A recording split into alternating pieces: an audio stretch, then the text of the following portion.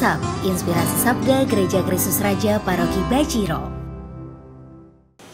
Saudara dikasihi Tuhan, kembali kita bertemu dalam Inspirasi Sabda Gereja Kristus Raja Baciro Yogyakarta di hari pertama di bulan Juni, Selasa 1 Juni 2021, berkah dalam.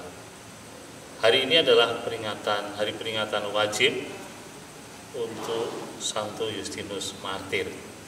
Saya ucapkan propesiat kepada Anda sekalian yang berlindung di bawah perlindungan Santo Justinus Martir. Semoga teladan Santo Justinus selalu Anda bawa dalam kehidupan Anda sehari-hari sebagai murid-murid Kristus.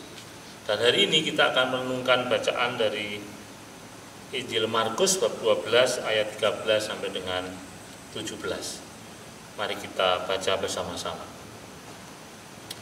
Pada waktu itu beberapa orang Farisi dan Herodian disuruh menghadap Yesus untuk menjerat dia dengan suatu pertanyaan. Orang-orang itu datang dan berkata kepadanya, "Guru, kami tahu engkau adalah seorang yang jujur. Engkau tidak takut kepada siapapun, sebab engkau tidak mencari muka, tetapi dengan jujur mengajarkan jalan Allah. Nah, bolehkah kita membayar pajak kepada kaisar atau tidak?" Tapi Yesus mengetahui kemunafikan mereka, lalu berkata kepada mereka, "Mengapa kalian mencobai aku? Tunjukkanlah suatu dinar untuk kulihat." Mereka menunjukkan sekeping dinar. Lalu Yesus bertanya, "Gambar dan tulisan siapakah ini?" Jawab mereka, "Gambar dan tulisan kaisar."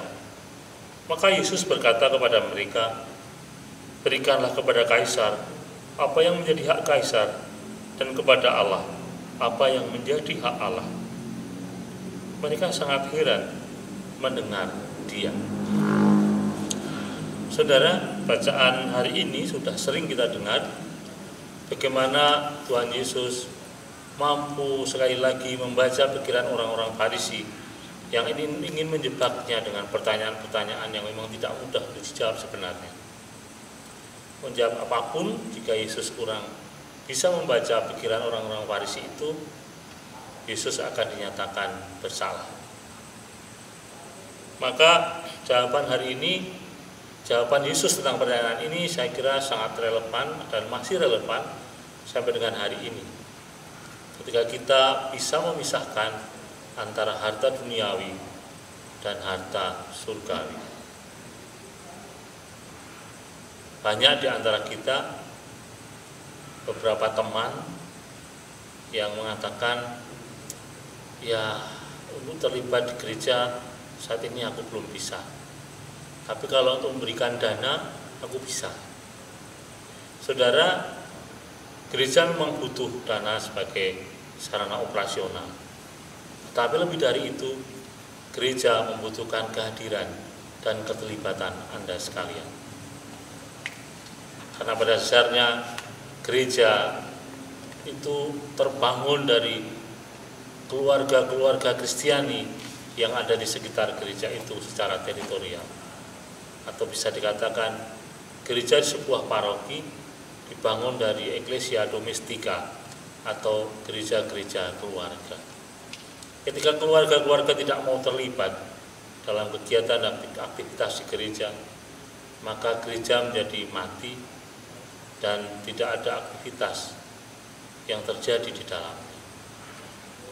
Maka saudara, sekali lagi dana memang penting untuk aktivitas di gereja, tetapi kehadiran Anda tentu lebih penting lagi demi hidup dan dinamika yang terjadi di gereja.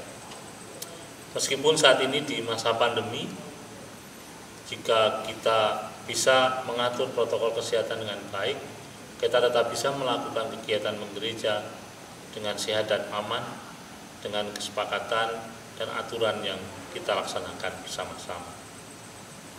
Yang kedua, saudara, ketika kita menjadikan harta benda sebagai tujuan, maka ketika itu pula hidup kita akan dikuasai oleh hal-hal yang bersifat duniawi. Harta benda adalah sarana untuk menuju Tuhan.